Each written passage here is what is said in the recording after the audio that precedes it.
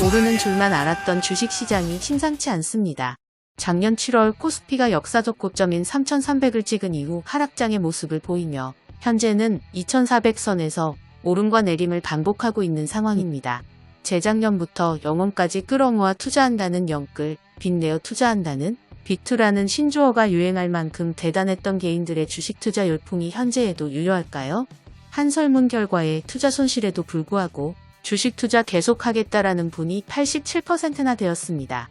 코스피를 기준으로 주식시장이 지난해 7월 고점을 찍은 후 크게 하락한 현재 시점에서 주식 직접 투자자들에게 최근 2년간 주식을 통해 수익을 내고 있는지를 물었는데 그 결과 10명 중 7명에 해당하는 68%가 현재 손실을 보고 있다고 답했고 오직 15%만이 수익을 내고 있다고 응답하였습니다.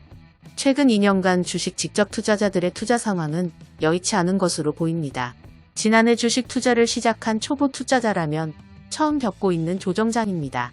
인플레이션 우려, 금리 인상 등 여러 악재가 차례로 반영되는 동안 호재는 어디 갔는지 검은 구름만 자욱합니다. 지난해와 같이 누구에게나 쉬운 시장은 이미 지나갔고 무작정 존버보다 현금을 확보해 올해를 넘기는 것도 자산을 지키는 훌륭한 전략이 될 수 있습니다. 워렌 버핏의 원칙, 잃지 않는 것이 첫 번째 규칙이고 두 번째 규칙은 규칙이를 절대로 잊지 말아라는 말을 기억할 필요가 있습니다. 처음 접하는 조정장, 현금 보유도 전략.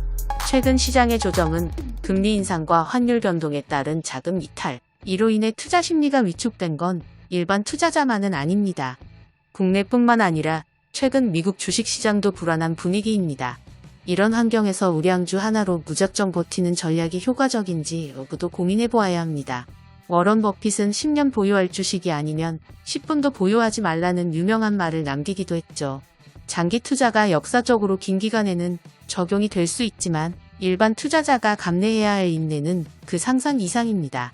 욕심을 줄이고 주식 잠시 쉬는 것도 방법일 수 있습니다. 감당할 수 있는 투자 규모를 내에서 삶의 여유를 찾는 것이 중요합니다. 올해에는 주식 투자 열풍도 한결 잠잠해진 모습입니다. 한정된 자산, 급한 자금을 담았다면 견뎌낼 여력이 없는 시점이기도 합니다.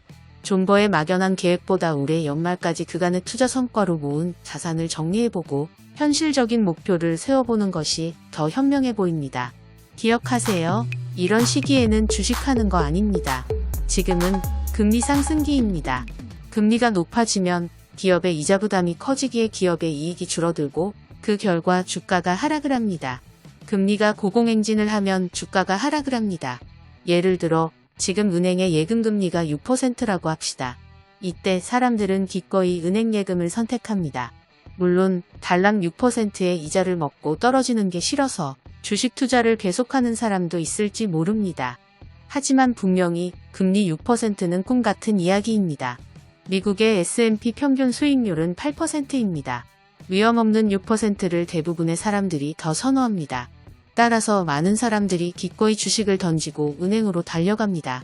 이렇게 해서 사람들이 주식을 팔고 은행을 찾아 떠나면 그만큼 주식시장에 돈이 없어지고 돈이 사라지니 주가는 그만큼 하락을 하게 됩니다. 금리가 높을 때 주가가 하락하는 이유는 이것만이 아닙니다. 금리가 높아지면 기업의 이자 부담이 증가합니다. 그리고 이자 부담을 이기지 못하고 망하는 기업이 하나둘 나타나게 됩니다. 따라서 몸조심을 하는 주식 투자자들이 늘어나게 되고 이렇게 주식시장을 떠나는 투자자가 늘어나면서 주가는 더욱더 하락을 하게 됩니다. 금리와 주가의 관계는 절대적입니다. 금리가 오르는 시기에는 주식하지 않고 금리가 높은 예금 상품으로 한숨을 돌리는 것이 현명한 전략이 됩니다. 다시 금리가 내려가는 시점에 입성하면 피를 흘리지 않고 입성할 수 있습니다. 지금은 쉬다가 금리 인하하는 시기를 다시 기다리면 됩니다. 그 시기에 투자는 다시 봄을 맞이하고 우리는 그 시기까지 현금을 아끼고 지키고 키워나가는 것이 중요합니다. 금리가 바닥에서 기어다녀야 주가가 상승을 합니다. 금리가 낮을 때 주가가 상승하는 이유는 간단합니다. 예를 들어 지금 현재 은행의 예금금리가 1%라고 합시다. 이때 여러분은 기쁘게 은행으로 달려가 예금을 하겠습니까? 아니면 투자를 하시겠습니까? 당연히 은행과 인연을 끊고 다른 거사를 꾸밀 겁니다. 왜냐하면 1%의 예금금리는 너무나 낮기 때문입니다. 따라서 금리가 낮을 때는 사람들이 주식 투자를 하고 펀드 투자를 하기 시작합니다. 그런데 이런 생각은 한두 사람만 하는 것이 아닙니다. 거의 모든 사람이 이 같은 생각을 합니다. 따라서 금리가 낮을 때는 사람들이 주식시장으로 모여들고 사람들이 모여드니 돈의 힘으로 주가가 오르게 됩니다. 그 시기를 다시 노리고 기회를 잡읍시다. 오늘의 결론. 시작. 봄날은 온다.